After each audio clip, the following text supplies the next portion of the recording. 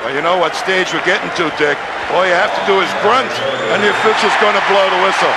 Foul is on Larry Bird. That's his second personal foul, and it sends Magic Johnson to the line. Boy, do those players really know how to play the referees, Dick.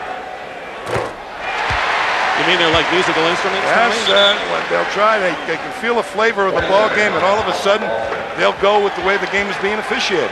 22nd timeout called by the Celtics, 51-48 at this juncture. How do you think the flow of the game has gone? I think it's been very much in favor of the Celtics. They've controlled the tempo of the game. There haven't been too many flurries of baskets by the Lakers, which was really the confidence builder for that ball club. 3:18 remaining in the first half. 3-point lead for Boston. Well, I didn't expect Will would be in coat and tie. He's got the tank top, and that's how I would expect to see the Dipper. Wilt Chamberlain. Anxious to hear what he has to say, Tommy. Ready for volleyball. Kareem Abdul-Jabbar, who has scored 8 points so far for the Lakers, who have scored only 16 in the first 8:42 of this period. So you're right, the Celtics have controlled the tempo and have played solid defense here. And they have not allowed them to get those flurry of baskets that really gets them sky high. Lakers scored 40, remember, the second period of Sunday's game. 51-49, but they're certainly within range of the leading Celtics right now. 3:15 to go in the first half. Ray Williams and Dennis Johnson the backcourt. Parrish the center. McHale and Bird, and it's still Celtics ball.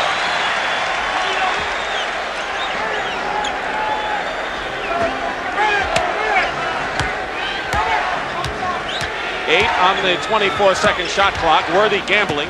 Pass back to Williams, and Ray Williams goes in nicely. Well, they're catching the Lakers in rotation and taking it right to the hoop, and with 3 fouls, Kareem is reluctant to go for the block. 2 fouls. 2 fouls. Okay, I thought it was 3. He doesn't want a third, but he wants that. Another sky hook. He's in double figures, and it's a 2-point game once more. Dick Stockton and Tom Heinsohn here at the Forum in Inglewood. Game 4, the NBA World Championship. Celtics need a win to tie it up. Lakers looking for the commanding lead. It's been tight. Celtics are up by 2. And they turn it over again.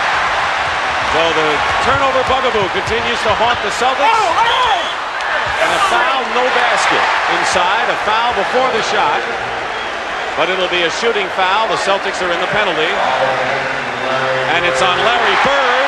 Listen to the crowd for his third.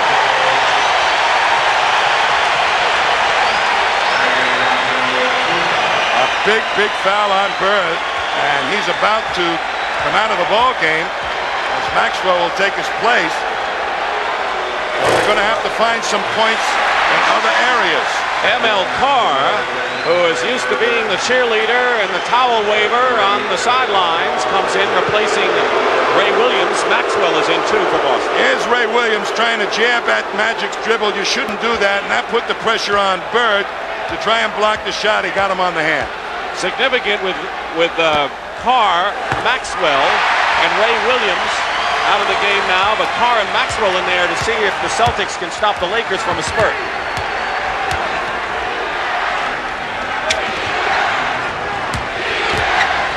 Score is tied. Double team outside. Another turnover. Under 2 minutes to play in the first half. Lakers look to take the lead, and Dennis Johnson comes out of nowhere. And now he's going all the way for this. Foul on the Lakers.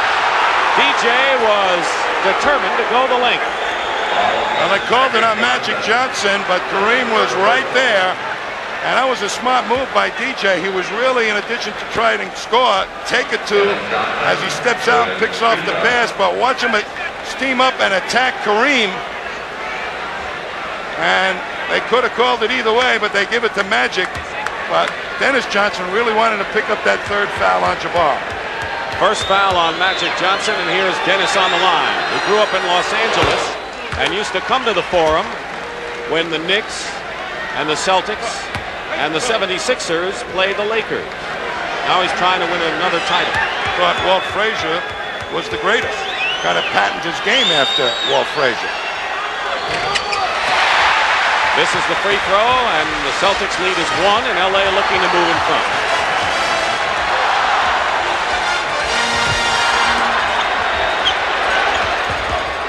Dennis Johnson is guarding Byron Scott. Another sky hook by Kareem. New clock for the Lakers with 1.5 minutes to play. Maxwell blocked one shot and a push inside. Kurt Rambis is fouled. Robert Parrish has his second personal foul, and Kurt Rambis will go to the line. Mitch Kupchak has come in to give Kareem a breather for perhaps the rest of this first half. Abdul-Jabbar has 10 in the game. You see the foul trouble starting to develop for the Celtics.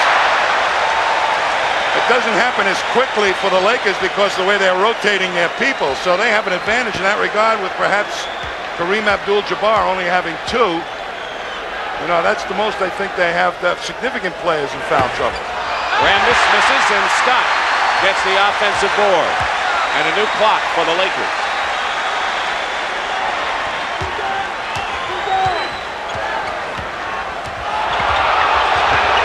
Low inside. Loose ball. Maxwell to ML Carr. Carr. Off the rim. Quickly, the Lakers bring it up with 1 minute to go. Scott. 3-point. Rambis, though, tries to save it and can't. Try to knock it off the foot of Robert Parrish. And here's Dennis Johnson gone all the way, as Magic always does. And the Celtics regain the lead. How about they're trying to take advantage of that fatigue factor. And they sure are. Pushing it right at the Celtics. Bob McAdoo comes back in. That foul is on Parrish. 3 on Robert Parrish now. So Bird and Parrish have 3. Bird is on the bench. Ainge also has 3 for the Celtics. Sooner or later, if that trend keeps developing, they're going to get at the Celtic bench, whether Casey Jones likes it or not. We have a 20-second timeout called by the Lakers, and Larry Bird is checked back in. So, of course, he knows how to play with 3 personal fouls, and with 40 seconds to go, Casey Jones wants him back in there. Very important player because the tempo of the game was escaping the Celtics, and Larry has the intelligence to slow it down and make the proper decisions on when to shoot. Game 5 here at the Forum will be Friday night at 9 o'clock Eastern, the Celtics and the Lakers. And our special guest at halftime, along with Brent Musburger, will be the doctor, Julius Erving. So we'll be welcoming Julius Erving, Dr. J. Halftime of Game 5, Celtics and Lakers, 9 o'clock Eastern. And Larry Bird continues to work around with that jammed finger that Byron Scott hacked when he made a foul early. When Bird went out of the game, Tommy, at 2:15 left, the score was tied at 53. The Celtics have a 1-point lead. But there's the foul trouble the Celtics face.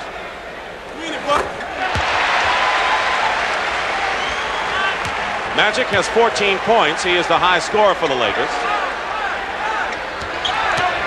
Maxwell goes all the way in and gets the roll.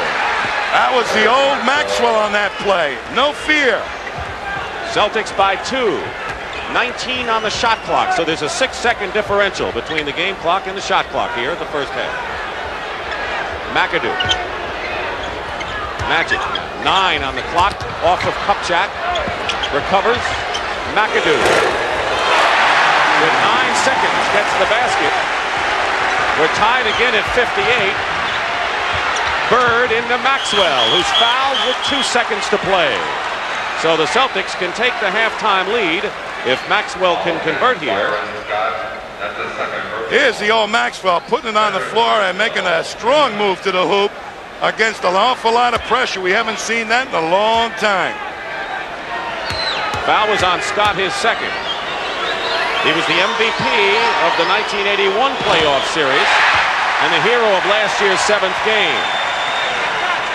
Maxwell can play like we know he can play. That would be the answer to Casey Jones' prayer. Celtics by 1. And it goes out of bounds, and the Celtics will have a chance with 2 seconds to go as Bird and McHale do a high 5 on the way they handle that. Very intelligent not to touch that ball or pick it in the backcourt. Now they're going to take it and get a real good shot attempt. Bird will inbound. 1-point lead for Boston. Loops it to McHale, goes up, and falls out. Well, the Celtics have played a much better first half in this game than they did the other day.